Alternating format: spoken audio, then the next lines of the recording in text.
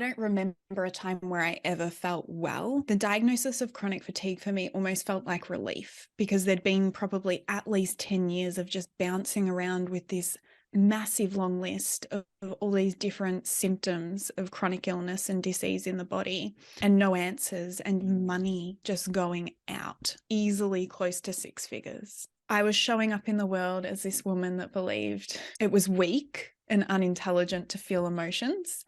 And the better I was at pushing all of that down, the more stronger, more intelligent, more successful, more lovable, more desirable I was. Because if I had needs or emotions, I was inconvenient and too much, basically. Hello, everyone, and welcome to another episode of the CFS Health Recovery Podcast. In today's episode, we sit down with our resident mindset coach, Gemma Hanley, where she shares her personal recovery story. I have been lucky enough to witness Gemma's recovery firsthand, and Gemma joined our recovery program almost over a decade ago. And I can tell you that at her worst, she thought she was dying.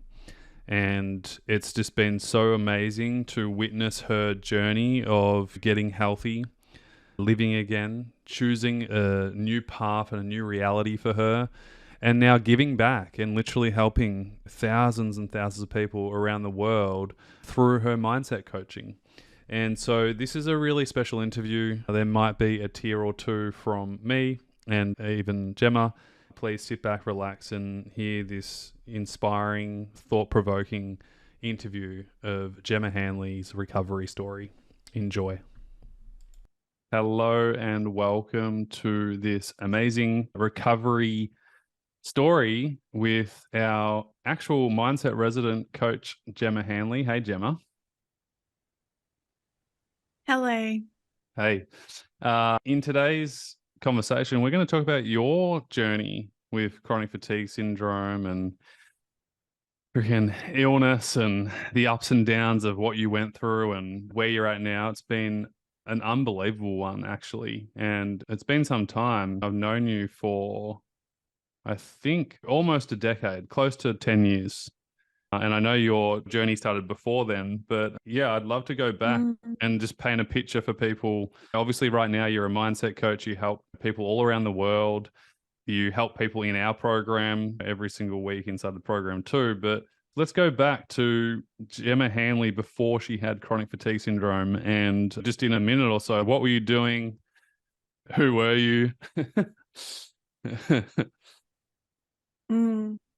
Oh my gosh, it's taken me right back and made me emotional. Yeah, the memory that just flashed up when you said it's probably been a decade since we've known each other. I can just so clearly remember sitting in the car out the front of my GP. I must have finally had a diagnosis of chronic fatigue to have been in touch with you. And we were on the phone and I was just bawling my eyes out because I had no idea what to do or what my way forward was. But do you want to speak to that just for a second before we move into before? You're talking about the call that you had to enroll in the CFS Health Recovery Program, yeah? Yeah. Yeah, so I'm getting flashbacks. I was talking to a young woman who was very distressed and really lost, but extremely distressed. And I remember that phone call vividly because I think you actually asked me the question, am I going to die? You were in such a bad way and your health was deteriorating, especially physically. And I remember saying, am I going to get better from this? I could feel you shaking through the phone, just like, I don't know what's going to happen. And I had no idea that you'd just been to the GP. I was just about to go in. Oh, you're about to go into the doctors. Yeah. And so you're having this call to join the program. And, you know, I remember reassuring and just saying, you're not going to die. I know you might feel like it right now. And a lot of people do experience that feeling of like, what's happening? But it was such a long journey that you went on. And there were so many layers to it. But just to paint a picture right now for people who are listening, you know, they're listening to a healthy, vibrant woman who is living her life with direction and intention and inspiration. But, you know, at that point, almost 10 years ago, you were in a really bad way. That phone call was crazy because I remember how distressed you were. And yeah, it's so cool now to see you years on, just healthy, and living again and doing so many different things Mm. compared to what you were doing before you got sick in the first place. So yeah, if we can go back just briefly before that, what were you doing? Yeah, lots of different things. So I don't remember a time where I ever felt well. The diagnosis of chronic fatigue for me almost felt like relief because there'd been probably at least 10 years of just bouncing around with this massive long list of all these different symptoms of chronic illness and disease in the body and no answers and money just going out. How much do you Um, reckon you spent all up on your health oh, over the years? I know for a fact it's more than $50,000, but I would say easily close to six figures. Crazy. And this Mm. is common. So many people are on that merry-go-round. So disheartening and frustrating. I'd never felt well, and it was a slow decline over the years. And so part of what was contributing to that was I was showing up in the world as this woman that believed it was weak and unintelligent to feel emotions. And the better I was at pushing all of that down, the more stronger, more intelligent, more successful, more lovable, more desirable I was. Because if I had needs or emotions, I was inconvenient and too much, basically. Part of the patterns I developed around that as well was just so much striving, so much overachieving, so much perfectionism, goalposts that were always moving. I would go as far as to say almost a complete absence of self-recognition or self-celebration. And I was doing incredible things. In high school, after school would finish, I would walk to the library and study for 2 or 3 hours after school, not because I was told to do that. That's just what I did. And then I can remember during my exam period in year 12, all of the walls were just covered with A4 permanent marker notes because I was very visual. And then I got the enter I needed, which is like the score in Victoria. So in Australia, we have a score out of 100. It's different to England and Europe. So what did you get out of 100? Was it like 90 plus? I can tell you exactly what I got. I got 85.25. That's like top 5%, I think. It's a hard score to get. If you get above 75, you're pretty damn happy. You know what I mean? Above 80, you're like super smart. I'm not going to tell you my enter score. When I had chronic fatigue syndrome, I could barely go to school. My goal was to get to school 1 hour a day. I was so lucky I had great parents, but our goal was just to pass VCE. You know, the craziest thing, I passed by 1 point. Actually, I think it's a damn good effort. The fact that I studied 1 hour for the entire year, because that's all the energy and focus I could do at the time. And I got 34 or 33.3%. And I think the fail line is 30%. And when we got the paper, I remember I went home and I literally celebrated. I was like high-fiving my parents, jumping up and down, and hugging, because coming from how sick I was, the fact that I was able to get through VCE was huge. I think it's just so important that that story is out there, because look at where you are now as well. Society can project to us what has to happen for us to be successful and get to where we want to go. Totally. And I'm so grateful, actually, because obviously we work with a lot of kids and a lot of high achieving kids like you were as well. And I always say, look, because they all worry about VCE. They're all like, oh my God, I need to get the right underscore. And I say, listen, you can do anything you want. You don't need the underscore that you think you need. I know guys who failed school and then did the back way to get back into law at university. It just took a couple years longer, you know, and I actually failed English. This is hilarious. My Japanese exchange student at the time, Yuya, who's actually now works for our company, which is pretty cool. He got a better English score than I did. And English was his second language. But here's the coolest part about this. 10 years later, I wrote a book and I got published, and it sold thousands of copies all around the world. And that's why I say to people, just because you failed something, it doesn't mean you're going to fail at life. This is where passion comes in, and interests and hobbies and things that you genuinely care about. Things will help you shine through. And just to add one last piece to that, I got the enter. I went to uni. I acquired a HECS debt, and I don't even work in that field. Yeah, exactly. It's not the picture of success to me. There's nothing wrong with it either. But, you know, in hindsight, probably would have chosen differently. So yeah, went to uni, studied, did the double degree for 3 years, and then realized this is just going to destroy me. This is so dry. This is not for me, law in particular. And so I ended up shifting all of my law units into my business degree, and I finished that up. And then I went and studied real estate, and then I sold residential property for a little bit. And then as my health declined more, I then took on a role working as an executive assistant for business owners and CEOs in the construction industry. And that was the last role that I had before I realized this health thing cannot be skipped over. I cannot keep looking at it as this thing that is just in the way of my goals and dreams. And my body was shutting down and giving me no choice. I was blacking out from panic attacks. I was so depressed. And physically, I would get to the top of the stairs at the office at work, and I wouldn't know if I was going to make it through the morning, let alone the day. I was just so exhausted and so fatigued. Wow. It's like your body was just trying to tell you this isn't your path. A big part of my philosophy is the body is just speaking to us. It doesn't have the English language, so it's using emotions and symptoms.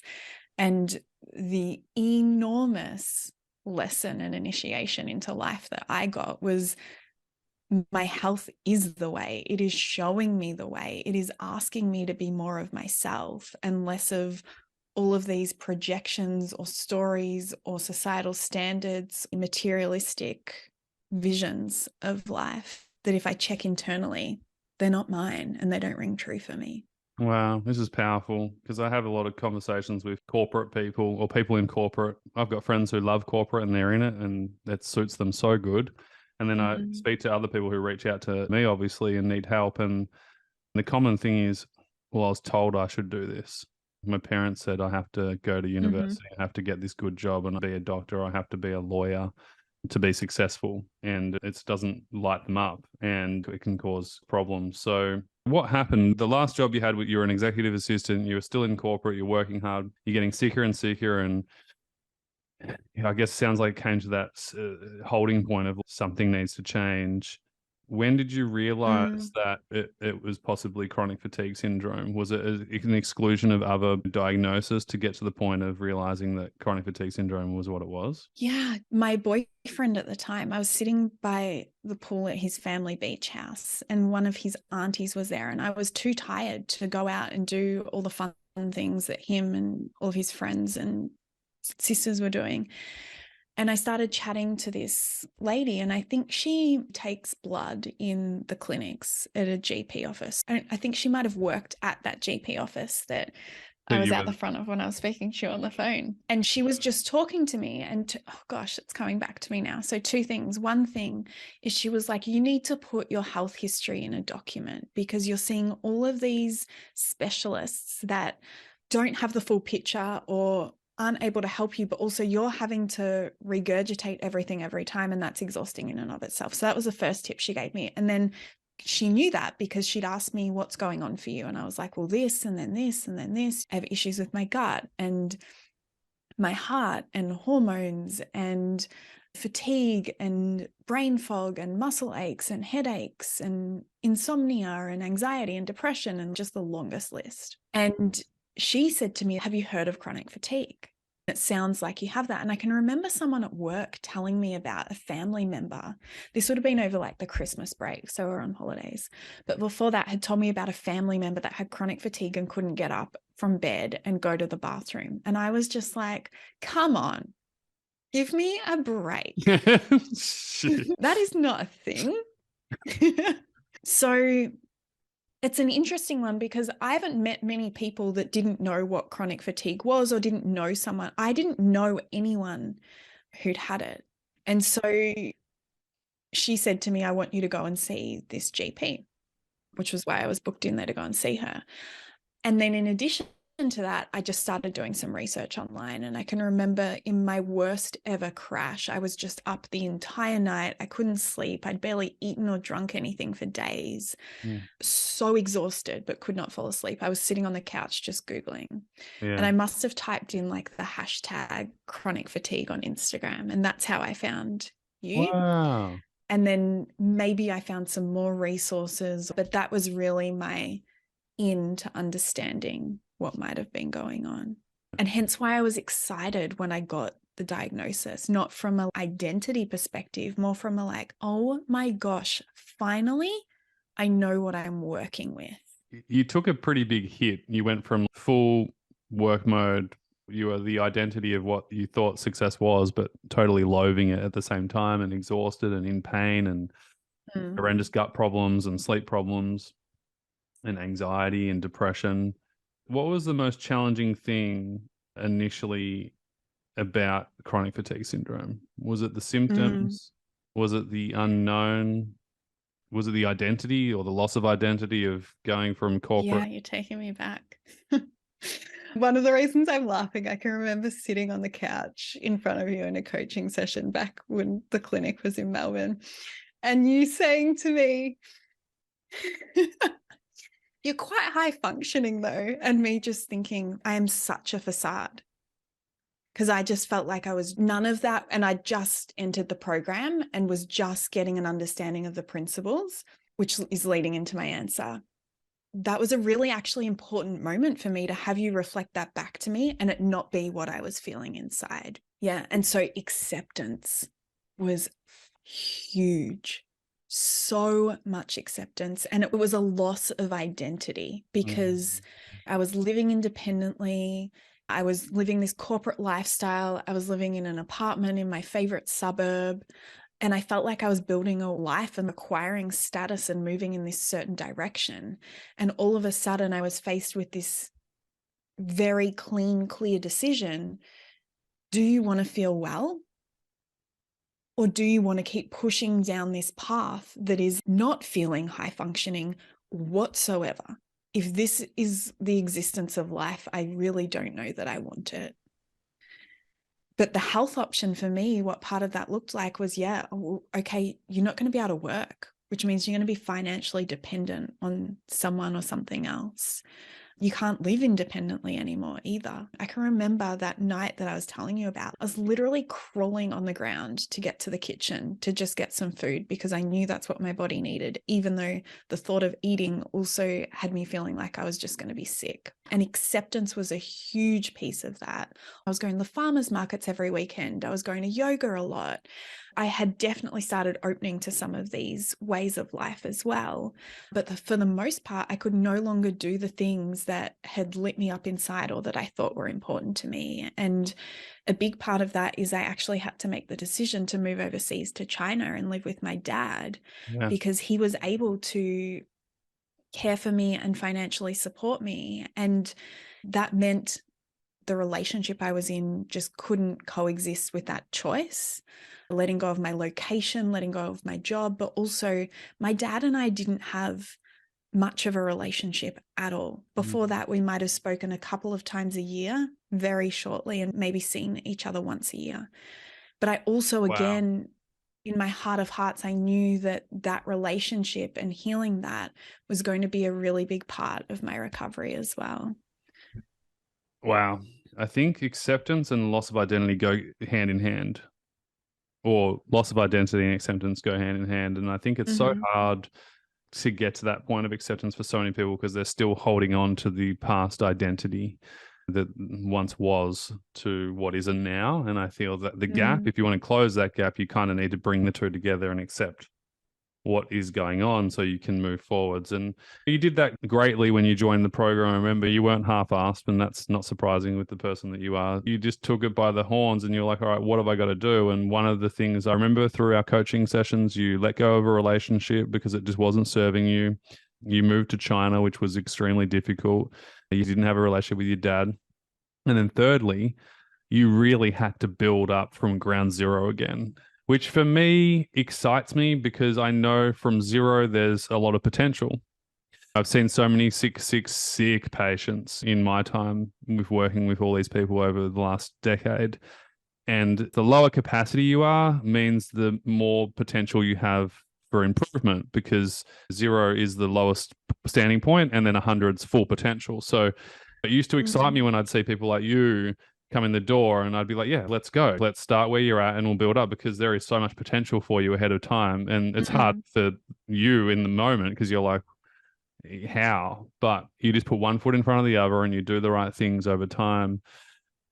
Tell us 3 things you worked on at the start of your recovery when you're in such a low capacity state. So one of the first things, and this is probably an important piece that I didn't share too, was I actually went even further backwards after I let go of all of those things, to the point where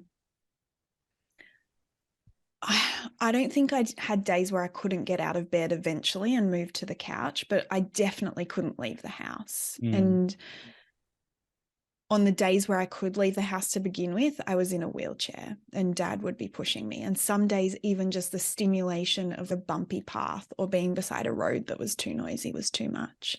Yeah. And so one of the things that I worked on was really just being so open, as well as accepting where I was at, to trying things that felt scary as well.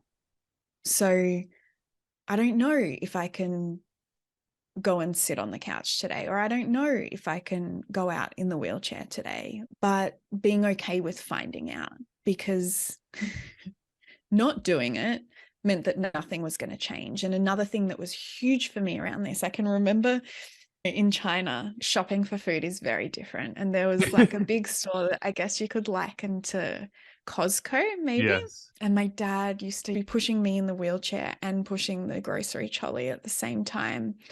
And it was a day where it would have been really easy for me to just be like, no, you go do it. I'll be here. I just have to rest. And I can still remember he pulled a plastic bag to put some lemons in. And there was a hole in the bottom of the bag and the lemons just kept coming out. And I was watching him just looking so confused, but I could see exactly what was going on. Yeah. And then there was another moment where we came back up from the car and we'd come out of the lift and he had me in the wheelchair at the top of the stairs and he turned around to open the door and I just go and pretended that the wheelchair was going down the stairs and that it rolled, and he turned around and was freaking out, and then we laughed about it. So like moments that in the thick of how hard life is, I was so depressed and so anxious, but just participating with what was available to feel like joy, or what was available to move the needle forward, even just the smallest percentage. Yeah, I bang on nonstop about a curious mindset, because the conclusive mindset here would be like, there's nothing I can do, nothing's changing, all I can do is lay here and rest. Whereas the curious is, okay, well, when could this start to look different, or how could this start to look different, and what can I ask for to support me in that process? So that would be one thing. Something else at those very, very early stages was allowing myself to stabilize. And so really learning how to receive rest, how to receive help, how to receive support, how to be the learner, how to not even be in comfort with not doing or achieving with that as my identity, but to sit in the discomfort of that was really, really important. And then a third thing I would say is I always started my day with content that was aligned with where I wanted to go. So in those earlier stages, I would listen to or watch a TED Talk every single morning. I made like this big colorful vision board that was in my room. I had a whiteboard in my room that had quotes that were relevant for me at that time, or mantras that would bring me back into what I was focusing on and hold me accountable to who I said I wanted to be becoming more of. That was really huge for me too, because I was spending a lot of time resting and in bed, and I could have either been looking at the ceiling or a screen, or I could look at that content, and that's what I chose to do. Exactly. Choice. And you were really deconditioned back then. People who are listening probably don't realize how deconditioned you were. So it was certainly a holistic approach on everything. It wasn't just one thing. Gemma, you wrote an amazing post to all our members in our exclusive group the other month, and I reshared it recently because it was so powerful. And it says this: patience is the fast route. Every time you rush or race to be ahead, you actually slow the entire process down. The more patient I am, the faster I see my results. And I love that. Can you tell us, why do you think that is? Why do you think patience is the fast route? Every time you rush or race ahead, you actually slow the entire process down. Yeah. It's just such a relevant statement, even for you and I sitting here. When we're anything other than the patience, and patience doesn't have to mean slow, by the way. It's more of that acceptance. It's more of that being in touch with the facts of reality of what is happening. And the opposite of that is a false narrative. It's trying to control things, manipulate things, saying they should be different to what they are. And when we're telling the story, this shouldn't be happening, this shouldn't be this hard, it should be different from what it is, we're missing the lessons that life, or whatever it is that you believe in, whether it's God, universe, source, spirit, missing the exact lessons we need to journey through to get exactly what it is that we want. Also, it's making your current reality harder. It hasn't happened yet. Why isn't it happening? It's making your current reality just so much harder. And what a great saying. Patience is the fast route. Every time you rush or race ahead, you actually slow the entire process down. And I feel like you had that throughout the entire journey at CFS Health in the program. You nailed that straight away. I didn't have to coach you on that one bit. Maybe it took a few months to click, but you never had to have a coaching session for me to say, Gemma, come on, you got to be more patient. Like, you would remind yourself to stay on track. And I truly believe that that's what helped you move forwards over time, was this, you never got stuck. Yes, there were stuck moments, which you got help and support with, but you were never going to be stuck for years and years and years on end in the same cycle, because you were just like, well, it's going to take as long as it's going to take. I'm just going to show up and do whatever's necessary for me to get there. Yeah. One of the things that I held throughout recovery too was I could be back feeling healthy and vibrant in 3 months, and it could take longer than that too. So I was very open. It wasn't like I was closed and invested in this having to be this long journey. It was like, this could be right around the corner. And if it takes a bit longer than that, that's totally okay too, because this is like a blip in my lifespan. Yes. I love that. I love that because so many people do preset the tone that it's going to take a long time. And we've got to be very careful what narrative we're believing here. Because if you believe it's going to take a long time, and we see this when people join our program, oh, it's going to take 5 years, or it's going to take a long time, it's going to take as long as it took for me to get ill. Well, already you're presetting the stage of what the reality will be, and you're making it way harder. I love the idea that you said it's just open. It could be 3 months, or it could be longer. It doesn't really matter. It's still going to show up regardless. And I think that's why we have such a big emphasis on not putting time on your recovery. It's important. I think in all aspects of life, recovery and beyond, it's one of the things that can hold us back the most and restrict us the most. Yeah, because you're kind of just beating yourself up every time you're not where you want to be. You know what I mean? Yeah. Believing you're wrong or life is wrong. Life is wrong. Yeah. One of our members said the other day, she's recovered now, and she did a success story. Kathy Kniff, her husband, came on the call and said, you can't eat an elephant in one bite. The way to eat an elephant is just one bite at a time. And that's really what she did. And I was like, oh, that's so good. It's so true. And I feel like that's what you did too. Everything, your nutrition. I know you went on a massive gut health journey to focus on healing your gut, your mindset, everything, movement, reconditioning your body. Yeah. And one of the things I can reflect back as I'm listening to you say that is I didn't try and do it all at once. I just let my body show me and reveal to me what's the first piece that is in the highest state of crisis that I can love on and respond to first.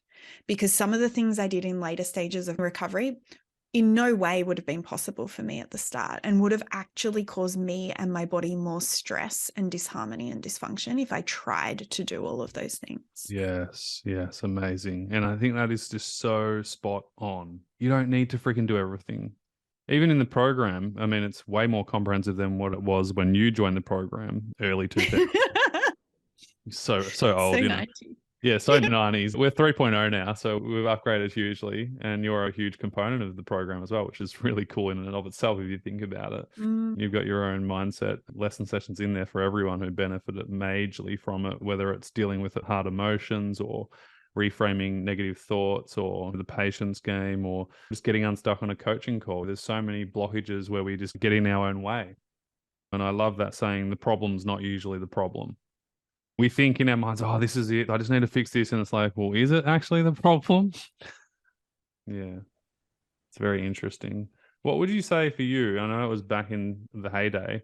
What were the 3 most helpful things in the program that you got? I know you utilized the community a lot. You did lots of coaching calls. But for you, what were the top 3 things that helped you with your recovery? Easily nailing the baseline. And not just at any one time, just deeply, deeply, deeply understanding that philosophy and that concept, because that could then be picked up and moved around in all different stages of recovery. Definitely the community, knowing that I wasn't in it alone, knowing that I wasn't going crazy, being able to see people ahead of me, but then also being able to see people that were at earlier stages where I used to be that would reflect back to me, maybe pieces that I'd forgotten in terms of how far I'd come as well. And I have a number of really beautiful relationships in my life still today. That's been really beautiful. And then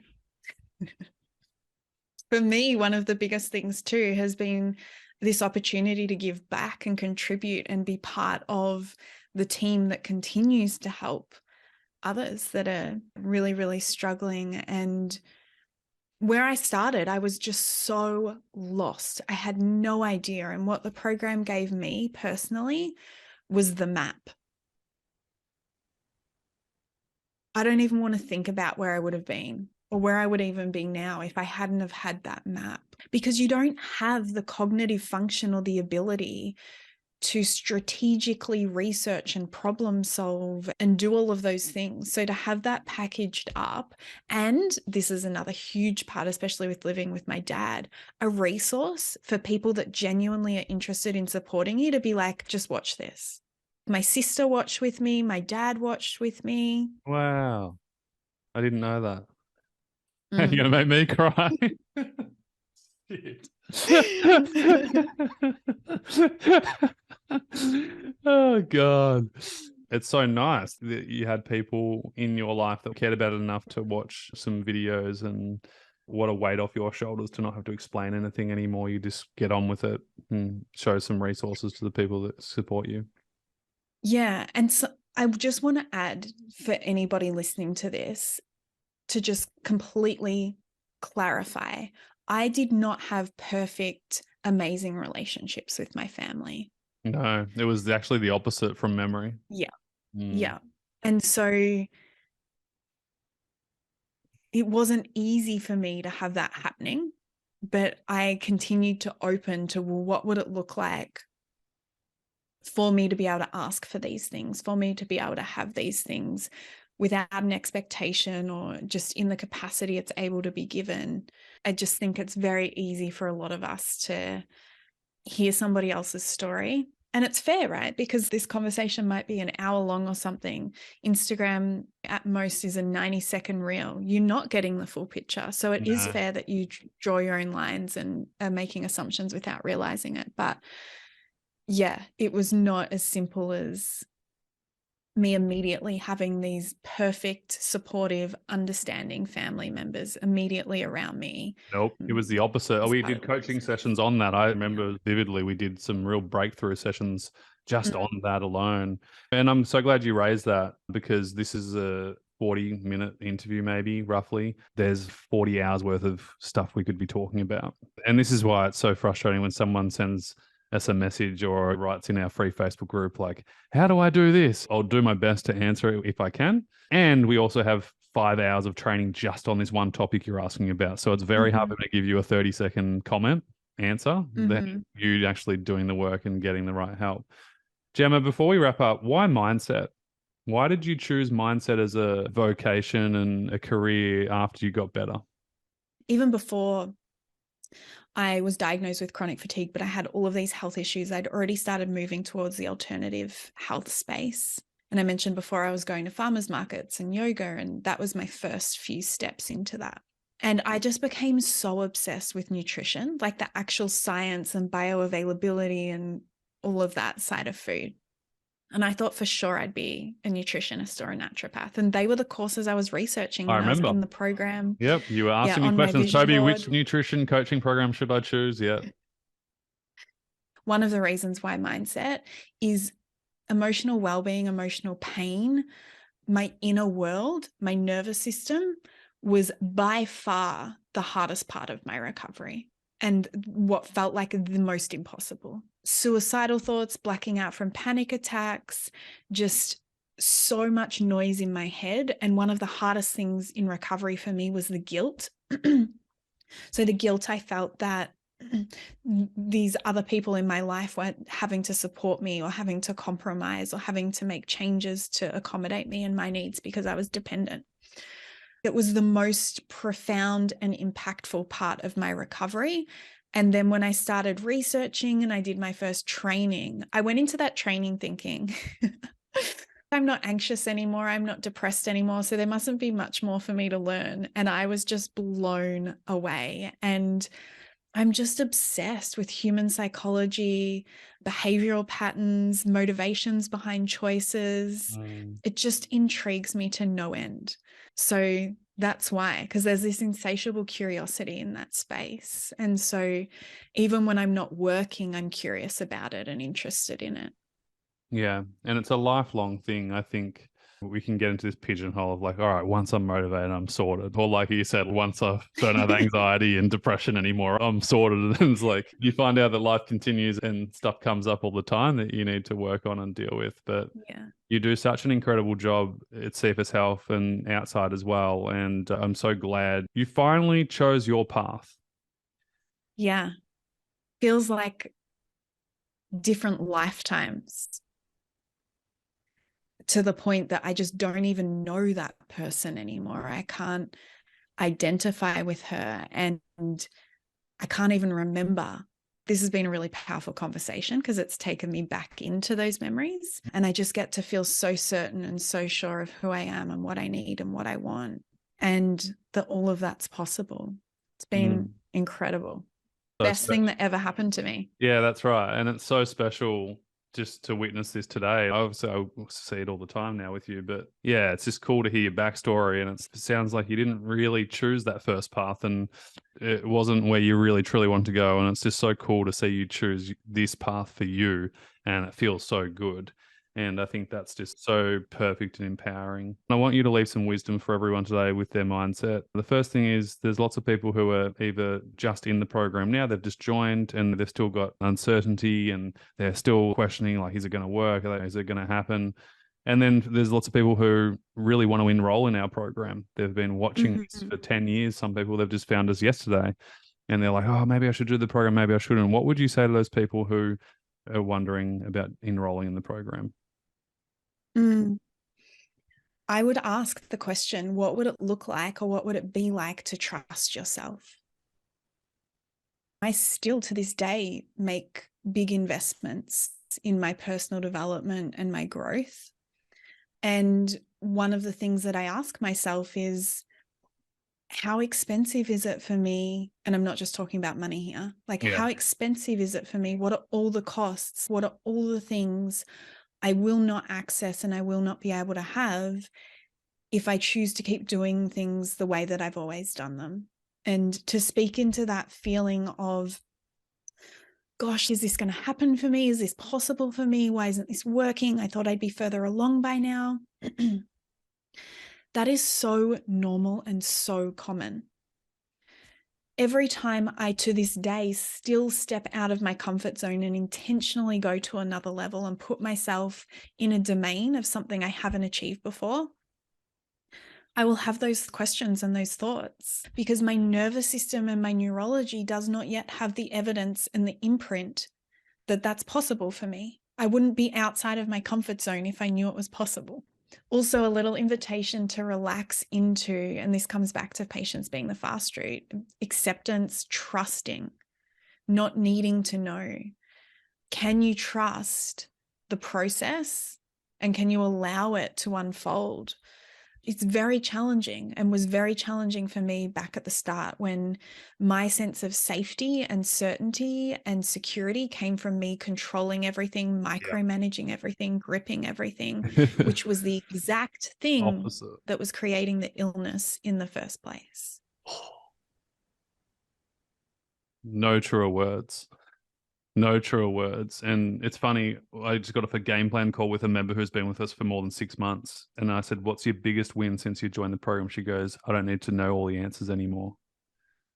Yeah.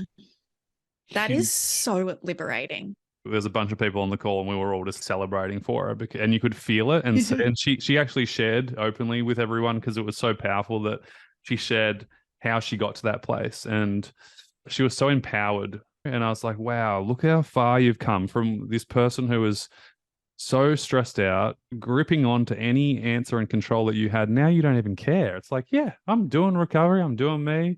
I'm getting better, and I don't need to know all the answers. I'm just going to focus on the next step. And she was so chill and healthy because of that, that it was just really cool to see viscerally in the moment. But I absolutely love that. And I love that question, what's the cost? It's something that I was talking to a friend about the other day. What's the cost physically, emotionally, spiritually, and financially if you stay where you're at? And I'm not just talking about chronic fatigue syndrome recovery, I'm talking about life too. There's going to be decisions that you're going to have to make to invest in people, things, places. Sometimes it's coaches, programs that are going to help you get to where you want to get to. But what's the cost if you don't do it? Because I love the fact that you said that we all have doubt. I love the saying, new level, new devil. Yeah. Yeah. And the thing that is going to move us forward in a significant way is going to feel scary. Totally. Otherwise, we'd be already there. And thanks for sharing that. Just lastly, just for anyone suffering, big or small, young or old, what's just your one bit of wisdom? I know you do coaching calls every month, and there's literally hundreds of hours worth of content from you in our program. So it's hard to nail it down in a minute or two. But just now for you, what's one bit of advice or wisdom you'd like to share with everyone before we wrap up today's call? Yeah. 2 questions, and these are my favorite, and I still use these every single day. Ask yourself, what do I need right now? Not what do I have to do, not what should I do, not what needs to be done, not what do other people need from me. What do I need right now? And then ask yourself, how can I give that to myself today? Even if it's just a snippet of it. So maybe you feel like you need to go and just have half a day where you can just chill out and lay in nature or lay in bed and chill out, right? But the reality is you've got 10 minutes. Give yourself the 10 minutes. And when the resistance to giving yourself what you need comes up, get curious about that, because that is only revealing to you where the most potent and powerful healing can take place. So what do I need right now? How can I give that to myself today? And then if resistance comes up, be curious about that resistance and see where is that place of resistance coming from within you that maybe you could resolve or overcome. Brilliant. Expect nothing less from you, Gemma. Always really gold information. And just a disclaimer for anyone listening, what Gemma shared today is literally a snippet of what could be shared over a 30-hour interview. I've witnessed Gemma's recovery. She went through the program many years ago, but we also are aware that we want to keep these short and punchy for everyone so they can listen and break it down. Thank you all for listening. Gemma, thanks for being amazing. Thanks for choosing you all those years ago. And it's just so awesome just to see you evolving and sharing and doing what you're doing. It's just absolutely amazing. Thank you. Thanks for creating a platform for the story. My pleasure. It's well received. Thanks everyone for listening, and we'll see you soon. Au revoir. Hey, I hope this video was really helpful for you. If you haven't already, please hit the like button and feel free to leave a comment. What was your takeaway, your insight from today's video? It's really helpful to actually write your learnings down. We seem to embed it better, and it seems to help us move forwards with life. Here are 3 ways we can help you right now whenever you're ready. The first way is make sure you add yourself into our free information recovery group on Facebook. We'll leave a link in the description below. It's a really supportive, encouraging place. There's no negative venting. You can ask questions to other people. There's something like 7,000-8,000 people in there right now. And I'm sure by the time you're watching this video, there's even more. So go over there right now. We share success stories. We share our latest free trainings that come to the public. And we always share upcoming information about upgrades inside our program. And also when we offer free webinars or free information nights that can further help you with your own recovery. The second way we can help you, which is one of my favorite, is through all our free trainings. We're going to leave a link in the description with our favorite free trainings that we know can help you start your recovery. Whether that's through our baseline training, which will help you stop pushing and crashing, our 3 stages of recovery to figure out exactly where you're at and know what to do next. Or my favorite, which is our guest panel workshop, which was actually exclusive for our members. It was so damn good that I actually asked them, can we share this to the public? They all said yes, all 5 of them. So thank you, past members. They share their 5 recovery secrets and it's really powerful. There's tears, there's aha moments, there's real key insight and inspiration. And so whether you're a 1 out of 10 and you're really struggling right now, or whether you're further along in your recovery journey and you're integrating back into life, we have you covered. The third way we can help you is through our actual paid online recovery program, the Mentorship Recovery Program.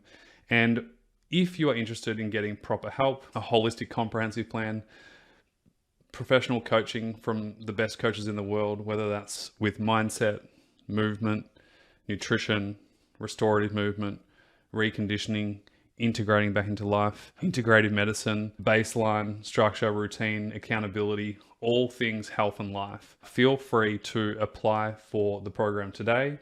All you need to do is click on the form, cfshealth.com/form, fill out the short 2 to 3 minute form application, and the team will be in touch with all the details that you need to know about the program via email. So make sure you check your spam folder for all the free trainings. If you've sent through an application, please be patient. My team are real people, okay? They're not robots. So if we don't get back to you within seconds or hours, it's okay. We will get back to you. If you don't hear from the team within 2 to 3 days, that means that it's basically gone to spam or junk and it's gone missing. So please send a follow-up email to the team at info@cfshealth.com. If you have any questions, go check it out. But I would highly recommend adding yourself into the free group right now. Go click on that link in the description. Go download all the free trainings. Honestly, the whole reason why this whole thing started is because when I went through this myself, it was so painful and so excruciating that I didn't want anyone else to have to go through it. And some of these free trainings are so damn valuable. Back then, I would have paid thousands of dollars for. We've had so many comments and emails and posts saying, oh my God, the baseline training was a game changer for me. Toby, I've been doing this now for 3 months and I'm feeling so much better. My symptoms are decreasing. I've got more stamina. I've got more energy. I'm able to do more things. So, you know, whether you're learning from us and consuming our content through our free format, I'm so stoked. Whether that's in our paid program, I don't really care. Either way, all I want to make sure is that you are moving forwards. You are starting to really implement this work. And that's really what it's all about. Once we implement, we make change and we start to move forwards. Sending you a ton of love. Of course, feel free to consume as much of the YouTube videos as you like. There's so many really, really great ones, new and old. Sending you a ton of love and speak to you very, very soon. All the best for now.